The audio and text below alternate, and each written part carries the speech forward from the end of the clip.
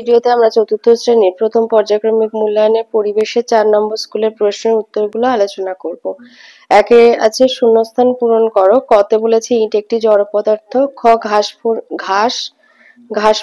ঘাসফড়িংকে খায় ব্যাং, ব্যাংকে খাবে সাপ। গ কাঁটা আছে এমন একটি গাছ হলো ফণিমন সাপ। ঘ সজারুর গায়ে কাঁটা থাকে। তরল এবং গ্যাসের নিজস্ব কোনো আকার নেই। চ বস্তু যা দিয়ে তৈরি তাকে আমরা পদার্থ বলি। ছ বাতাসের সঙ্গে আমাদের শরীরে তৈরি হওয়া কার্বন ডাই অক্সাইড গ্যাস শরীর থেকে বেরিয়ে যায়।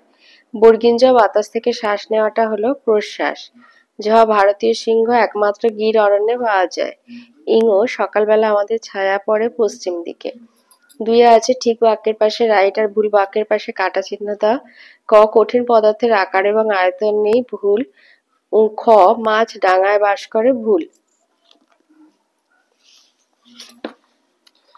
গ শীত ঋতুতে রবি শস্য পাওয়া যায়, ঠিক। ঘ ধানের খোসাকে তুষ বলা হয়, ঠিক। দুপুর 12টার সময় ছায়ার দৈর্ঘ্য সব থেকে ছোট হয়, ঠিক। চ চাঁদের বুকে প্রথম পা দেন নীল আর্মস্ট্রং, ঠিক।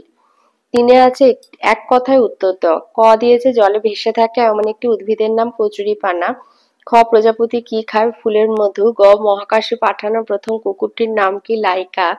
ঘ বছরে কোন ঋতুতে দিন বড় হয়, গ্রীষ্ম ঋতুতে। দুটি শিংযুক্ত প্রাণীর নাম লেখো, গরু আর মহিষ।